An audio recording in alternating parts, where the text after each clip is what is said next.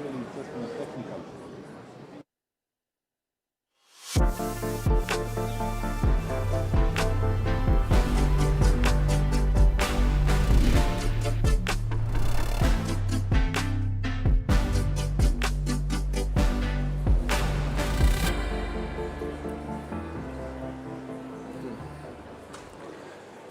Good afternoon, everybody, and welcome to this amazing event on advancing climate adaptation with digital technology. My name is Yusuf Nassif. I'm the director of the adaptation division at the UNFCCC Secretariat. I have the dubious distinction of being the longest serving UNFCCC staff member, but also the person who started adaptation work in the UN system. So this is a passion of mine to see how adaptation and resilience are evolving in the current changing landscape, especially as a function of digital technology. Now today we have an amazingly distinguished panel. We have with us Mr. Moto Nishihara-san, who is the Corporate Executive Vice President and CTO of NEC, and as well the President of Global Innovation Business Unit and the Managing Director of Research and Development Division. We have Mr. Thomas Lamanauskas, the Deputy Secretary General of ITU. We have Ms. Christina Schim, Chief Sustainability at IBM. And last but not least, we have Eugenio Sergio Longo, Sustainability Director at TCS. Thank you. Now, by way of introduction, if you see things from the perspective of adaptation from the negotiating process and from how developing countries struggle with meeting their needs for resilience in the face of climate change and all kinds of ecological problems, you see a certain set of attributes that are getting worse with time. One is the accelerating ecological decline, of which climate change is one manifestation. Another is the progressive decline of financial resources needed for countries to meet their needs relating to climate change. If you read the UNEP GAP report, it says you will need for adaptation around 300 billion by 2030, but the available funding is around an order of magnitude below that. And so as we approach 2030 and beyond, we need to find ways to change that paradigm, the finance paradigm and the technological paradigm supporting it. And of course, there are fears that these factors lead to new haves and have-nots as we go along trying to deal with climate change within an already inequitable world. But more importantly, we are facing a technological paradigm shift as we speak, where frontier technologies can enable or disable pathways towards sustainable prosperity. And this is really the topic of our work today. So the question that one would want to ask is, how can we already showcase ways for digital technology to catalyze resilience in those communities with the highest exposure, like small island developing states, and with the lowest capacities, like those communities in least developed countries. And one would imagine that there are ways to actually create pilots in the poorest of the poor that then demonstrate for the rest of the world that digital technology can be an enabler of leapfrogging from abject vulnerability towards a state of resilience and sustainability. And this is our challenge to our panelists today. Ideas of how we can use digital technology today and tomorrow, how can we catalyze their use in places which are the least capable of dealing with climate change and the most vulnerable in terms of exposure to its impacts. What kind of financial mechanisms can be mobilized for this purpose, and what are the most appropriate technologies that would be available for advancing adaptation? So without further ado, I would like to invite our most distinguished moderator, Mr. Luis Neves, who's also the CEO of GESI, to take control over this event and take us through this very exciting discourse. Luis, your turn. Thank you so much, Yusuf. We are amazed to be here with you and to start a journey where we are planning to cooperate more with UNFCCC and with the climate adaptation division. And as you said, we have an amazing panel today with us. You already mentioned the speakers, but before we start with the debate, I would like to invite Nishara-san to present what NEC has been working on climate adaptation and finance. So, Nishara-san, the floor is yours.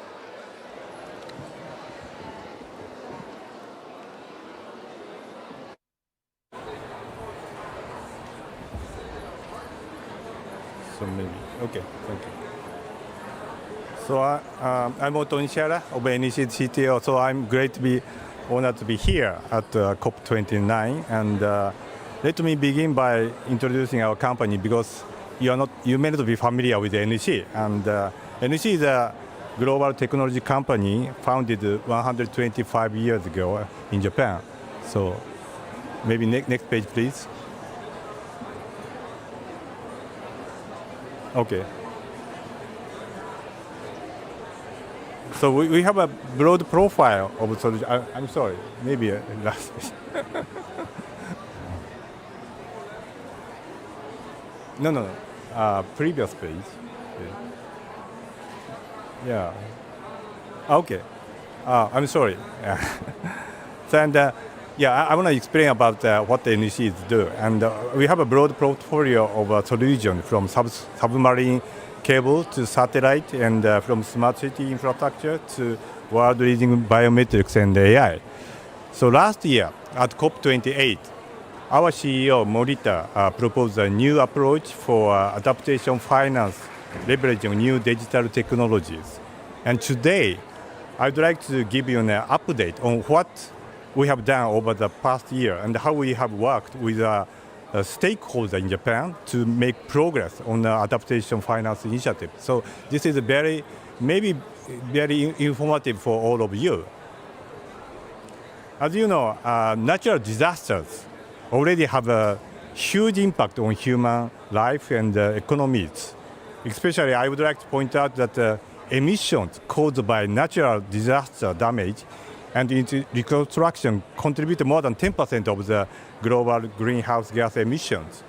Therefore, the climate adaptation efforts are not only a human right, but also an important factor for climate mitigation.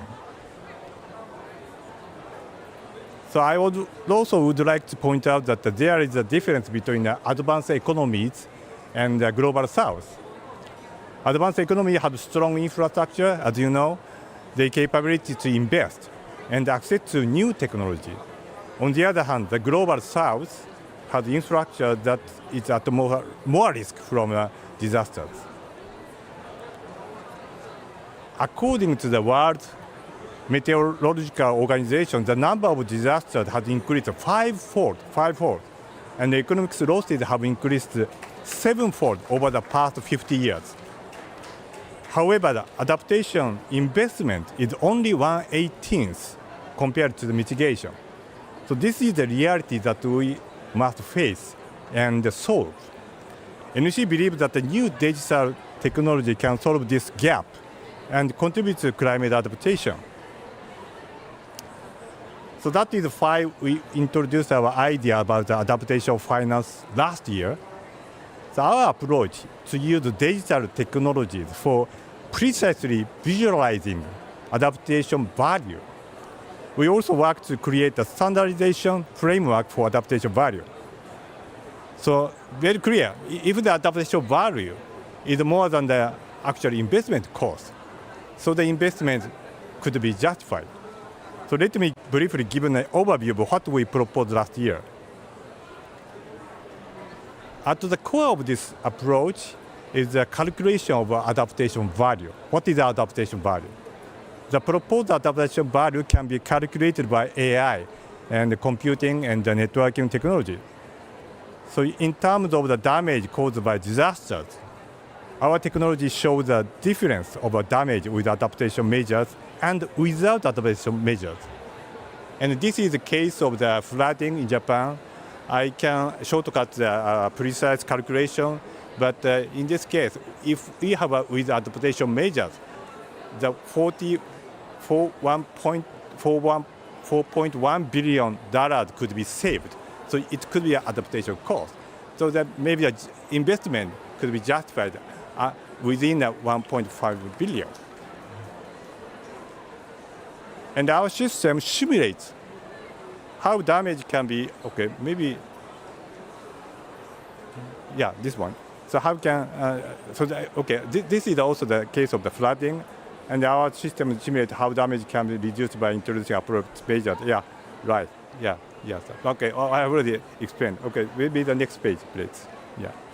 So, and this is the financial structure triggered by adaptation value. So local government would provide geodemographic data to the IT company like NEC, and we calculate the adaptation value. The financial institution, next page please, would use this adaptation value to structure financial bonds. And when investor purchases the bonds, the financing would go to local government. And its financing will be used for investment in more adaptation measures in that region. So as you can see, there are 4 or 5 risk stakeholders that have been involved in this process. So this financial approach can be also applied to other financial products besides bonds, such as loans, insurance products, and others. So of course, this cannot be by one company alone. So NEC worked with different stakeholders over the past year to create the first ecosystem for climate adaptation finance. So we started an adaptation finance consortium with Mitsui Sumitomo Insurance Company. Mitsui Sumitomo Insurance Company, one of the Japanese leading insurance company. There we discussed with the stakeholders from both the private sector and the public sector. Through our discussion, we identified the first use case for this adaptation finance approach. Climate change and natural disasters have a major impact on the insurance industry. Over the past 10 years, the global insurance industry has experienced a 54% increase in natural catastrophic losses. With this trend, primary insurance premium must also increase.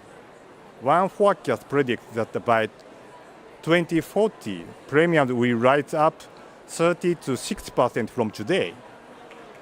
These trends will put significant pressure on the existing insurance business models. The industry needs more sustainable insurance business models. What we propose is that the insurance companies should use this adaptation value for defining policies and insurance premiums.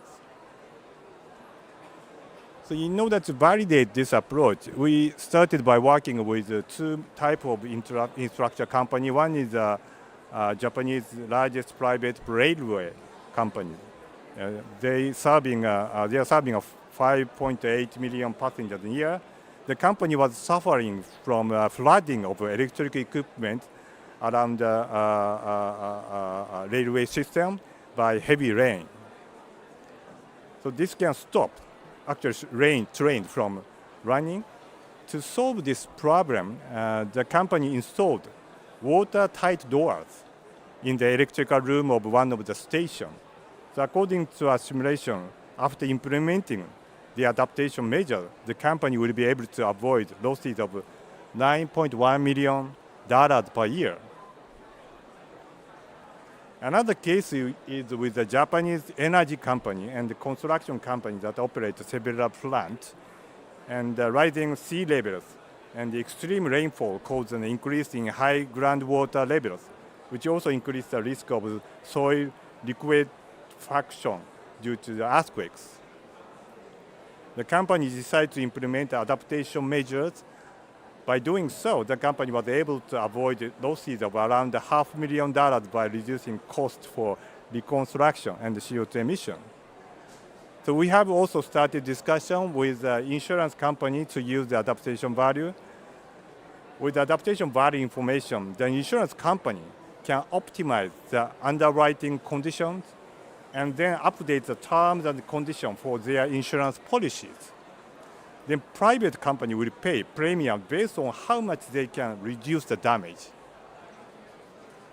The important thing is that the insurance company and the private company understand the adaptation value as a specific monetary value. That is the important thing.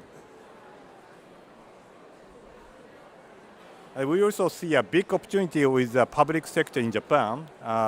This is the case of the flooding. We are using simulation to calculate the adaptation value in one wetland area in Japan. If the local government implements adaptation measures such as green infrastructure that holds water in the soil and manage the stormwater runoff, they can reduce the risk in the region and generate a total of $32 million of adaptation value. So we are investigating the economic value of adaptation measure for all the public sector, private sector, and the financial institution. An IT company produces the adaptation value and provide it to financial institution. Financial institution will reflect adaptation value in their insurance premiums, and the premium paid by the local government for infrastructure will be reduced. The adaptation value is also provided to the government. This makes it easier for towns, like cities, to obtain government subsidies and grants. By disclosing the adaptation value to the private sector, private companies will be able to invest in public projects directly, or they can make investment decisions for adaptation through financial institutions. So maybe I can speak to the next page, please. Yeah. So not only the Japan, outside Japan, we are also working with new approach in the Southeast Asia. NC Indonesia and Sina Masland, Indonesia, the largest property company, have started a strategic partnership to mitigate the impact of climate change by leveraging adaptation finance and disaster mitigation visualization technology. So that is a concept and also what we have achieved over the past 1 year. And from now on, I want to share with that what the technology can do. So it's a very eye-opening technology. So let me also talk about technology. So as the technology evolves, we can find a new way to advance adaptation measures and the way to calculate adaptation value. I should start by saying that today NEC has a broad portfolio of disaster, because Japan is more like a disaster advanced country. So we have a lot of schemes of prevention and mitigation solution. And they are not just for emergency, but also for preparing for and recovering from natural disasters. Okay. So then we are working also to develop more advanced solutions for disaster prevention and mitigation through multimodal Earth observation by AI. As you know, so many commercial satellites have been launched in recent years. Along with satellites, the recent sensing technology has also made it possible to use high-resolution satellite images and assess the actual situation on the ground. To make the most use of this data, NG has developed a system combining 3 types of the AI. The first AI engine analyzes various data from satellites and sensors. And the second AI engine can enhance the accuracy of the result by referring to the different data sources. And you see the graph, the GSVLM is the image recognition system, is the first AI technology. And the RAG is the kind of the checking the information outside the databases, and they can connect to the data in the update data. So make sure that the data is enhance the accuracy of data. And lastly, we introduced a large language model. So the meaning of the large language model, so it's even a non-technical people can interact with the AI and gain deep insight from the raw data. So we believe that this system will have many use cases in supporting adaptation. Actually, this is not a concept. This is a beta version product which we made. So maybe we can show how this product can generate a benefit for you. So this case, in the event of disaster, a local government needs to identify the rescue location of people and appropriate evacuation route. But it is very difficult to monitor what is happening on the ground in each location. So our AI solution compares satellite image before and after disaster and can visualize significant changes that have occurred. So I think that you have some demonstration in here. Okay. When you ask, please describe the damage done to the city. So this is the message by The system displays which areas have been affected. When you ask, which area has taken the most damage, the system identifies the target area and displays it on a map. When you ask, show images taken from social media of this area, images extracted from social media of the target area will be displayed.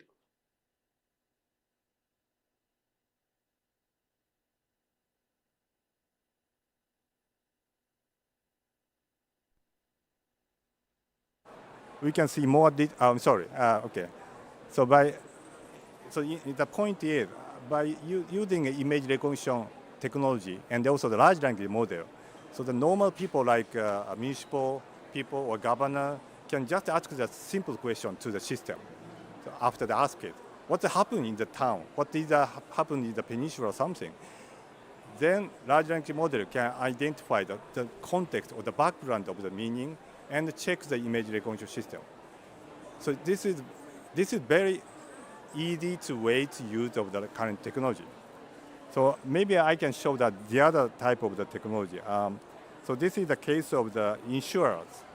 And in the aftermath of a disaster, prompt payment for insurance claims can help victims rebuild their lives and businesses. At the same time, it takes a lot of time and work to assess damage of insured damage in order to make payments. So we can use this AI system to visualize the damage to each house. Here's another demo I can show, and can you share the demonstration? Okay, thank you. When you ask, tell me how many houses have been damaged, the system shows a list of all the damaged houses. When you ask, show the damage level of each house, summaries of the damage level for each house are displayed. When you ask, show me a more detailed report of the damage, the system displays in greater detail the damage and assessment information for each house.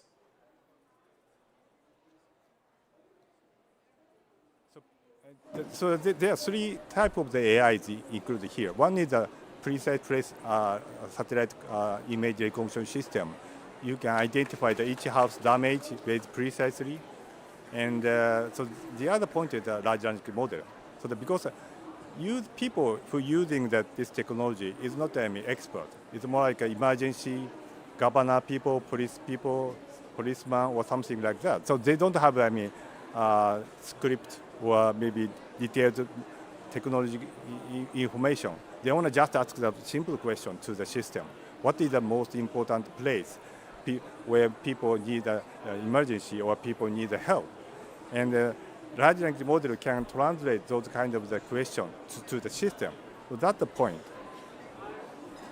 Okay, next please.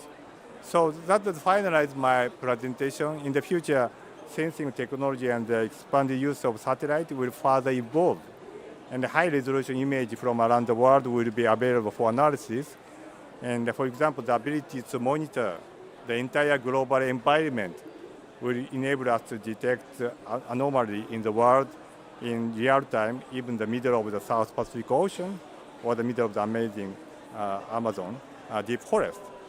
So monitoring unknown areas on Earth can help us predict weather condition or disaster more precisely. And so one important feature of this technology is that it can be used across borders. The global South is at more risk from disasters compared to developed countries, data of the environment in the global south can be transferred to developed country and analyzed, and the result can be fed back to individual countries. Then we believe that by using this system, global ecosystem can make better decisions about how to address climate change. And it has been 1 year since we introduced the concept of combining technology innovation with climate adaptation insurance in finance. In that year, we have made some progress in creating the ecosystem to work on co-creating new adaptation finance approaches. And because NEC is a technology company, we continue to invest in the core technology that will enable adaptation finance. And we believe an ecosystem approach can bring both economic and social value. We hope to expand our efforts by working with others who share the same vision so that the advancement can be implemented in all parts of the globe. And we envision a future where technology and financial innovation can ensure that all countries can create resilient social infrastructure. And I'm personally looking forward to the report and the progress of the next year and the COP30 or something. And thank you very much. Yeah. Thank you so much, Nishihara-san. So please take your seat. And I think now we are going into a lively debate with my fantastic panel.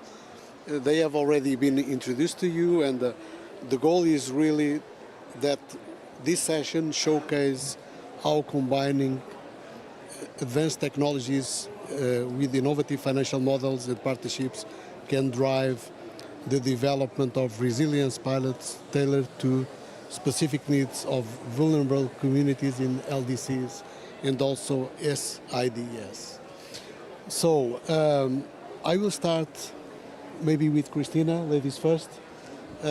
Christina, IBM has been a leading technology company for over 100 years. So we have here really companies with an history, 125, 100 years.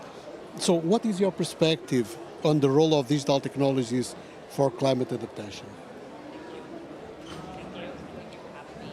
So I will start with, we're actually doing some things that are quite similar. I do think that technology has a very important role to play in climate adaptation and also in mitigation, right? So not just the adaptation piece. I'll say that for us, one of the areas that we're investing quite a bit on, very similar, is around geospatial foundation models, so generative AI for geospatial. And we've partnered with NASA, actually. Last year we announced that partnership that we continue to build on with our research capacity and development team to identify different use cases where we can build the geospatial foundation models. I'll give you a few examples. So similar to what you saw, which I thought was a really great presentation to really visually show what we're doing here, we worked with the UAE government, for example, to use our geospatial foundation model and identify urban heat islands around the states. And why is that important? So it's not just, some natural disaster hit, but it's, hey, certain pockets of the country are getting hotter and hotter, and it's really affecting the health and livelihoods of the people in that community. So with this geospatial foundation model, we were able to identify where those urban heat islands were, and then proactively design new policies that actually, within 12 to 18 months, decreased the temperature of those areas by 3 degrees Celsius. That's pretty significant, right, within a year and a half. So I think that that's a really powerful example of how these models can be used for proactive, I guess it's reactive because it's already happened, but also proactively, so that it doesn't get worse, policies to support. One of the other areas that we're supporting in this is through biodiversity tracking. So, we don't, I think, in this climate conference talk too much about biodiversity and nature, but it's really hard to disassociate what's happening with emissions and climate risk with what's happening with nature and biodiversity. And so we've also been working, for example, with the Kenyan government and with the World Wildlife Federation on tracking of different animal species and their migrations through these geospatial foundation models. Understanding what's happening with forestation and reforestation, and also understanding, as we all know, there's a lot of questions on veracity and validation of the carbon markets, but using these geospatial foundation models to also track and monitor what's happening with the carbon markets as well. especially as we're thinking about unlocking carbon financing, which I know you're talking about innovative financing models. So I think that those are some really concrete examples from, let's say, a nature and climate perspective. But the other point I'll mention is also around resiliency for climate risk, but also with geopolitics, right? And unfortunately, they sometimes go hand in hand. So some of the software that we're investing in similarly is to ensure that there's more resiliency in energy grids, electric grids, and infrastructure. And I think as climate change happens, as climate risk affects energy and grids and infrastructure, so does geopolitics like war. It's really important. One of the partners that we work with, they had installed some of our software to support with managing the infrastructure. And then they were caught up in geopolitical conflict. And luckily, they already had that technology in place because it became a mission critical way for them to stay online and load balance between what was happening within the country based on where the bombs were falling or where there were certain conflict areas. So I think that that's another way where we have to think about the energy grid and the infrastructure and how we make sure that technology and digital transformation can really support beyond just climate risk, but it's kind of all tied together. So I think those are some examples that I wanted to share that we're working on. Fantastic, Christina. Thank you so much. So, Tomas, this is a name that I like very much. It's my son's name, so written in the same way, exactly without an H. So the International Telecommunications Union plays an important role in our response to climate change and with climate adaptation specifically. So what work is the ITU doing to ensure digital technologies are serve climate adaptation needs, especially in less developed countries?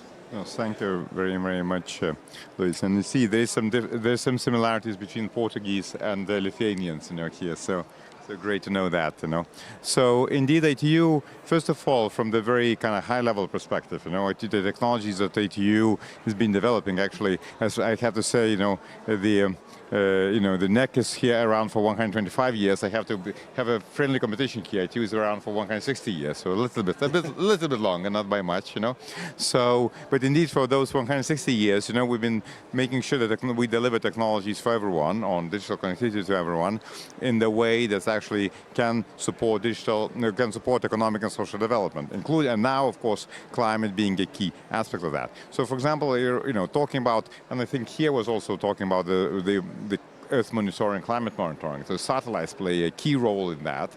And satellites, of course, coupled with their artificial intelligence technologies, and I think we also starting to see here in the presentation, have this powerful way to allow us to understand where we're heading, what is here, both on the kind of long-term perspective, but also on the short-term, what is happening. But of course, then we can talk about a lot of mitigation measures. But when we talk adaptation, our flagship, of course, program is Early Warnings for All initiative. Early Warnings for All, that's launched by Secretary General Antonio Guterres, where the idea is that by 2027, the whole world's population needs to be covered by the early warning alerts. So it means if something happens, you need to receive that. You need to, we, of course, as ITU, promoting, the ability to really have those alerts directly to your device, so like these type of phones, so we are very glad that we have mobile industry working with us, we also have a satellite industry working with us, looking into so-called direct-to-device technologies and making sure that, these alerts are not only going when you have a terrestrial mobile connectivity, but also when you don't have that and when you only have a satellite connectivity, that you can still receive that. With some of the phones, you can already see that small satellite pictogram, when you don't have terrestrial connectivity, gradually these are still the more advanced ones. Now, going forward, now they're emerging those, it's not about only kind of giving that alert. Now, like looking how to leverage other technologies for that. So one last aspect that we're working there is actually to having very rather solid and detailed connectivity maps. So we started this initiative called ITU Disaster Connectivity Mapping to really understand where is the connectivity, where the connectivity is lacking. There's basically, of course, you can use that for the longer term connectivity needs, but also in the disasters, how can we inform people? Where can we inform people? And then also where the prolongation needs to be supplemented. Whether it's a natural disaster or sometimes increasingly, regretfully, conflict areas, as we discussed here with IBM. So, for example, we are now disaster connectivity maps already We develop those with partners doing different insights, but now we're actually supplementing that with artificial technologies as well. For example, working with Microsoft, University of Washington, and Planet to really using satellite imagery supported with AI, to having much more detailed connectivity maps that would allow, and much more real-time connectivity maps, not based on statistics, population, statistics and population centers, but allow us really to see what is connected, what is not. So that's kind of, maybe we'll explore that further, but basically it works from the foundational technology perspective to bringing, of course, disaster alerts and connectivity to people when they need, to then leveraging artificial intelligence and other technologies to really make those tools much more powerful. Fantastic. Thank you so much, Tomas. So, Eugenio, turning to you, Tata Consultancy Services, so TCS. For TCS, climate adaptation is part of your history, of your origin history. Can you also share some examples of use cases for digital technologies focused on climate adaptation, again, especially addressed to less developed countries? Thank you, Louis, for the great question. I'm just going to get rid of this. So, just a few words about TCS and Tata. Actually, Tata is 156 years old, so not very far from. You're still winning. You're still winning. And Tata was founded by a 29-year-old young man, so it's quite interesting as an history. But Tata Consulting Services, just a few words about us. We're an integration partner, so we would take all of these solutions you've heard about and integrate them into an ecosystem or into an enterprise, right? So we're integration partners, and integration starts from business, right? So you need to understand the business needs of the enterprise and its value chain, the wider ecosystem. As we know, we're going towards an economy that needs to be more of a cross-sectorial economy and an ecosystem. And so we are integrating more and more with our clients. So if we look at the food industry, or very big food producers, or perhaps seed producers, or companies very present in the agricultural sector, they will tend to integrate more and more with their value chain, their farmers. And today, under the umbrella of TCS solutioning, we've got a total of 2 million farmers, and we cover a surface of 300 million acres. So this digital technology we're talking about is actually already there. And all of this sky, earth technologies, IoT technologies, predictive and AI technologies, there are in part of this ecosystem already as we speak, right? Where do we start? We always start from the digital twinning.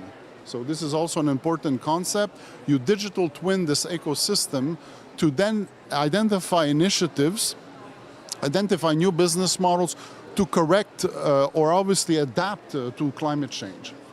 Fundamentally, that's what we do. And obviously, it goes through stakeholder engagement. You cannot do it without business integration, and business integration goes through stakeholder engagement because we're talking about a very wide system. I'm referring much to agricultural sector because this is really the impacted area. If you ask me about examples, we've got examples in all areas, but perhaps the most comprehensive ones that we've developed are in the field of barley production. So barley production, a big French company that uses a lot of barley in its business, will have hundreds and hundreds of farmers. So how do you uniform sustainable practices? How do you help these farmers adapt to climate change? And how does this company finance itself? Because it needs to show the financial institutes that it's mitigating the risks that are related to that business. So they use these platforms to get all of that data. Also in the production of grapes, actually India is a big grape producer and exporter, and a large company of Mumbai also has such platform, again, to put in place a quality control. The whole project actually started with a problem around the pesticides, presence of pesticides that were above the limit for the European market. So they understood that to reduce the pesticide levels to the level that Europe was requesting, they had to revolutionize their production process. And we did that through digital technology by implementing quality control across the entire value chain. Carbon capturing is another area of interest, either in forestry or in soil. Again, we've got examples. But since half of our clients are the banking sector and insurance sector, they are the ones that today are pushing us to develop these solutions, because they are exposed to a lot of risks and increasing risks in their loaning, investments, and insurance, and they absolutely need to be provided better and better quality data to take proper decisions. Oh, that's great. So we are just listening to these amazing speakers, technology companies, and they are competing about which one is the oldest one. That's amazing. And so, Nishihara-san, you are the Chief Technology Officer of NEC, and you presented us with fantastic examples, case studies. But I still would like to ask you, what technologies do you see both currently available and those in development that can be leveraged to address climate adaptation? So I think that AI and satellite communication and also the sensing is a key part of the visualization of the status of the Earth, and especially in the time of the disaster or something. And so I mean, I cannot say which one is important or something. All system is important. And but especially I want to point out that you see that in my presentation, and generative AI can be a kind of interface of the people and the technology. And actually that is a very important thing, because people, as the governor or the police people, just ask a simple question in emergency. So they're not the expert. But the LLM can, understand the reasoning and the information behind the context and check the detailed data. So I think that is a very effective technology for us. So sensing, satellite communication, all are important. But recently, I think generative AI is a very interesting technology for us to accelerate technology implementation. So that's my current thought. Okay, thank you so much. So this COP is all about climate finance, right? So without funding, our ability to respond and adapt to the unique challenges of climate change will be, of course, challenged. So Christina, coming back to you, IBM has a massive legacy business with banks and financial institutions. What are the ways you work with your clients, especially in finance, towards climate change initiatives more broadly? So a lot of what we work with financial service institutions on is actually trying to measure how they're thinking about their portfolio companies at the moment. I'd say a lot of our partners in the financial service industry are still trying to figure out themselves how to think about innovative financing mechanisms, to be very honest with you. And so for us, the way that we're working with them is how are they better leveraging our technology to think about the portfolio of companies that they should be investing in or that they are investing in all around the world. How do they think about, one of the biggest questions that's coming up now is how do they think about quantifying and measuring nature as it relates to their investments? That's a big question that's coming up across the financial service institution. And we'll actually have a really exciting announcement. I was hoping it would be ready for this week, but a really exciting announcement about that and a partnership that we have there where we'll be building on some of this going forward. So I think those are kind of the areas right now that we're focused on with them. There's a lot more, I think, that needs to be done, but there's incredible impact that technology can support when we're thinking about trillions of dollars of capital market that are being moved around in terms of how certain portfolio companies or certain countries are being invested in by some of these big banks. There's a ton of opportunity to better understand how climate risk is quantified by that and how we can better to serve from a quantifying nature perspective. One example, though, I will share. I think we'd seen in the presentation some of the discrepancies and some of the difficulties in the insurance market. That is an area we are actively working with using our geospatial foundation model, because how can we make sure that insurance companies better understand how to price in certain premiums as they understand like what's going on in particular areas and their companies and neighborhoods that they're investing in. That's that's a particularly sensitive area. In the US, there's quite a lot of regulation in this space. And so you might have read, but if not, there are actually some insurance companies, major ones, that have pulled out of entire states. So the state of Florida and the state of California. And these are more from the consumer side, less on the business side. But a lot of them have not been able to figure out just yet how to best quantify what that climate risk premium should be. Even more difficult is that our government has certain regulations on, you can't just increase it 1,000%, right? I mean, it's got to be something that the consumer can actually afford. So it prices them out of the market, and they haven't figured out a way to actually come back from that. So that's an area that we're talking to and working with our insurance partners on as well. Thank you. So, Tomas, standards are very important. How can standards like those proposed by the ITU support more efficient investment and financing flows to climate adaptation? So thank you very much. So standards, first of all, allow investment in technology in a much more efficient way. And because it's kind of that increases economies of scale, of course, and makes the technology much more affordable for everyone. So that's for us important. Then, of course, from consumer perspective, also standards allow much more clearer and easily accessible way to access the new technology. So the good example is our Common Alerting Protocol, or CAP, which is ITU standard X1303, which standardizes the way that alerts are reaching populations through all the technologies, be it mobile phone or satellite phone or even broadcasters and anyone like that. So that means that if those technologies are implemented in the devices, then the users and in the technology networks, the users can use them in a very easy way.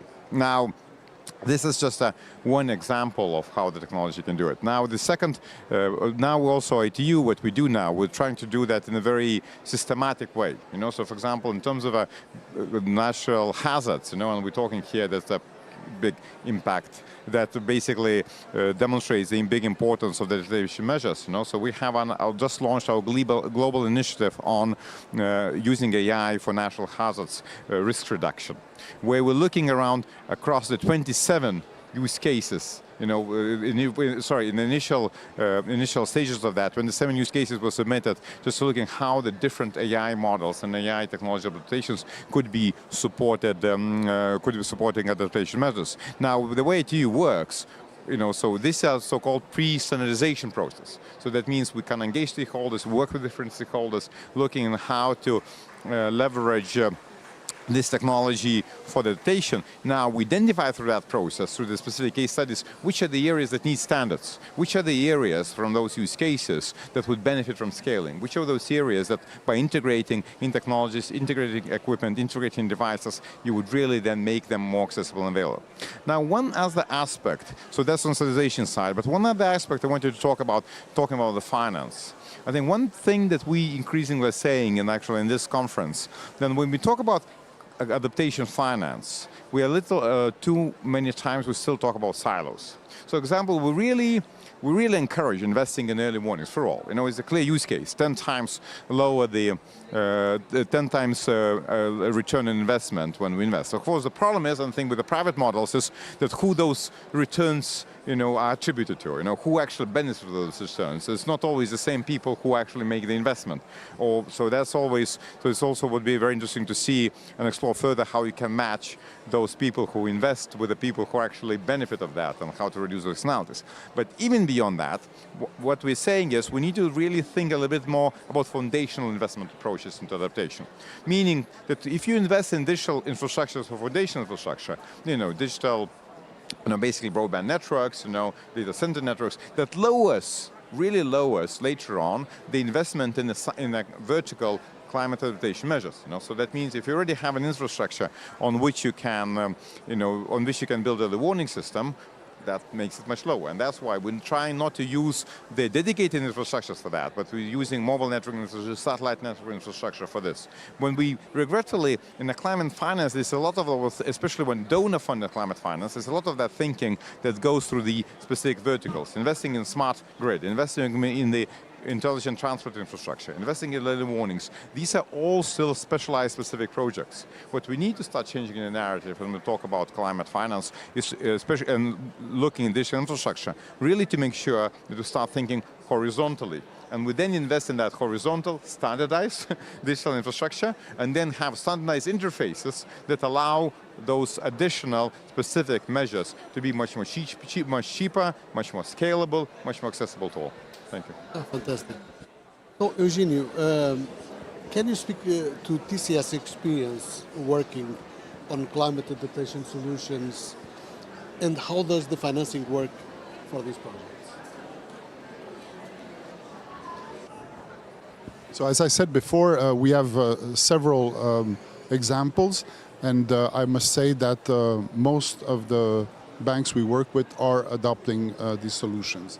If we're going to talk about why they do it, it's mostly because of the benefits they get out of working in this mode. Just to give you a few figures that I have to read, unfortunately, because there's too many numbers, but a bank that develops this ecosystem, this digital twin, with its own clients, right, producing food as an example, will increase its efficiency of identifying loan stress of 20%. Okay, it actually improves the process efficiency and accelerates the process efficiency in a loan of 40%. These are significant figures, and we also reduce by 20% the time for the farm to access the funding, which is key because the farmer needs the money to actually produce the food that it needs to put on the market. But the benefits are also for the farmer. Just a few figures there too to show you the improvements and efficiencies.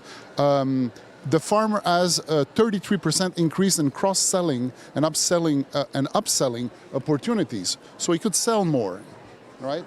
And 21% improvement in customer satisfaction when it comes to quality, because it's quantity and quality when you're in the food business. And the process of getting the loan is reduced by 3 times. So these are significant figures. So ultimately what digital technology will do for who loans or who does an investment and who is in front of that bank or insurance company is actually to increase efficiency and able to scale this very quickly. The scaling dimension is important because the climate crisis is an emergency, and we cannot have technologies that take too long to implement. Often when we look into climate change, we talk about nuclear energy, but these are very long technologies to implement.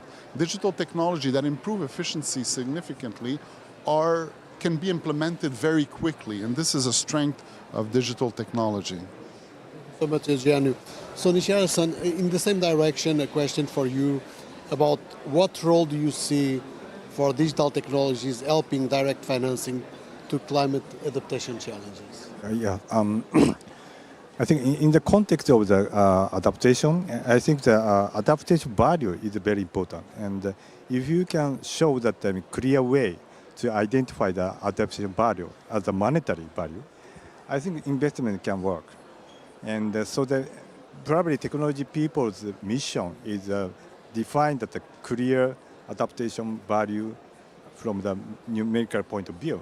And also, which those kind of the methods should be standardized in the world, so that then I think that is the baseline of that scheme. And because technology is ready, but the investment scheme is not ready. So how to make an investment scheme ready is we need some everyone can benefit from the ecosystem as a money, right? So that's my answer. Thank you so much. So we are about to close the session. This has been an amazing discussion because, I would like to thank you because you brought concrete examples, which is fascinating. And, everybody here that is also online, you need to understand the power of digital technologies and what this industry can do really to address the challenges that all of us are facing. And I would like to ask you in 1 minute, more or less, to respond to the next question, which is about how do we engage stakeholders? We know that success in any technology implementation, especially examples like the ones that we have discussed, here have an impact on climate adaptation requires a broad range of engagement with different stakeholders. And I would like to invite you, each one of you, to speak to your perspective on who are the key stakeholders to involve in climate adaptation solutions, especially those directed towards the less developed countries, because those are the ones in need that we probably need to focus and prioritize. So I will start again, Christina, with you in 1 minute. I think a lot of the private sector is already engaged together quite a bit. I think there needs to be more engagement with the public and social sectors as well as the communities. I really want to emphasize the communities. The folks that are actually affected the most, as you mentioned, Louise, are not actually the ones that are part of a lot of the discussions. So we have set up something called the Sustainability Accelerator, where we work with, particularly in emerging economies and developing nations, nonprofits that are working with the communities, with the farmers, with the house makers, with all of the folks that are actually on the ground most affected, to see how our technology can help support. I think that's really important. That's not really on our business side, but it feeds input into how we think about our broader technology and the uses for it, that then we can sell to governments and other companies and whatever. That I cannot underscore enough how little of that is happening, right? And I think that is so critical for us to actually make the impact that we need to. Right. Tomás, your perspective from the ITU. But I think, first of all, we need to recognize that each of the different groups of stakeholders have equal roles and on the important roles. It's not like one group of stakeholders is more important than others, but we really need to identify who needs to be around the table. So look, ITU from this get-go, I think since 1873 we have private sector members. So that means we're a multi-partnership organization from the get-go. We have, of course, 194 member states. We have 1,000 sector members that engage with us in everything from standardization to development. That's called standards are developed. They all come together, they all discuss, they all develop. Now, our early warning for all initiative is another great example of all those pillars you have partners to do. I mentioned already Microsoft and Planet and University of Washington working on a mapping. So Google, for example, is working with WMO and us of using delivering on flood predictions. AI models on flood predictions, because that's where expertise is. But then access from that expertise to the local stakeholder may go through the government or may go through the different other people, and they need to kind of come together. Now, and I'll use that to also remind and pitch a little bit our Green Digital Action Initiative that Jesse is also member of, and it was great to have you to have Kevin actually on our opening yesterday. And Green Digital Action Initiative from the get-go is like 50 partners that comes together to say what we need to do together to deliver on different breakthrough areas on climate. And then they all kind of jump on it and say, I'm leading this, I'm leading this, I'm leading that, and they deliver together, on this. So on that one, by the way, tomorrow is a big day for us, the first ever digitalization day at any COP ever. On November 16th, tomorrow morning, we'll have a hell of a roundtable. Again, Jesse's part of that, where we will be endorsing or adopting the first ever Green Digital Action Declaration with a lot of emphasis, I have to say, on climate adaptation. That's why I'm mentioning it here. Thanks. Thank you so much, Tomás. That's great. Eugene, your thoughts? Your minute of glory now. Thank you. This is too much. So we actually have a process, a bit like at IBM. First, you need to identify the stakeholders and their needs, and they need to understand the business needs very well. That's not a given. It's not given that all the stakeholders understand that. And then we need to communicate what is the objective that the client is looking for, or the stakeholder is looking for, and then define the work, define the scope of work, establish what needs to be measured, prepare, and eventually build the value proposition of where we want to get to, and the digital architecture. So the digital part eventually will come in, but at a later stage. And once the structure, the architectural structure is there, you can start measuring and showing what are the KPIs and put in place the measures that you have defined earlier on to make sure that you reach your goal. So that's more or less what we do systematically, something that we do in a very harmonized way across all the cases we work on. So Nishihara-san, we started with you, I'm closing with you again. So I show in my presentation 6 risk stakeholders that are involved in this kind of adaptation finance scheme, and in order to make a sustainable system, we need a benefit for the all stakeholders. So my point is that technology is ready, so which means that we can solve the problem. But we need a ecosystem, economical system. So maybe we need a standardization, or maybe we need the law enforcement, or maybe we need a new accounting system or something like that, so that the 6 stakeholders can benefit from the ecosystem. That I think is important thing. But I just remember the one Japanese old proverb from the discussion. There the one Japanese proverb is it's a Japanese terminology, the sampoyoshi, which means that that concept was invented 400 years ago in Japan, which is a good business. Good business, in the good business, seller can benefit, and the buyer can benefit from the deal. And then lastly, society can benefit from the deal. So that in order to make a big deal, we need 3 sectors can benefit. I think this time it is much more difficult because we have 6 stakeholders. But if we achieve the new scheme for the 6 stakeholders who can benefit from that deal, that is very sustainable and accelerate that evolution. That's my, yeah. Thank you so much. So, as you saw, I was surrounded by an amazing panel. Jesse is bringing together these amazing companies, but we are driven by action, by the way. And you saw a lot of energy around this panel. And this is an agenda that we need to drive, that we need to implement. And I'm proud to say that we signed a partnership with Youssef Nassef, with the Climate Adaptation Directorate of the UNFCCC. We will be driving this agenda moving forward. And thank you so much for joining me, Tomás, Michelle-san, Eugenio, Christina. Thank you so much. A round of applause to everybody. But before you give the applause, we would like to invite you for a reception, which is supported by NEC. You follow Kevin. He has the flag. So you can find the place. He's very close to this place. Follow him. Thank you. A round of applause to everybody. Thank you.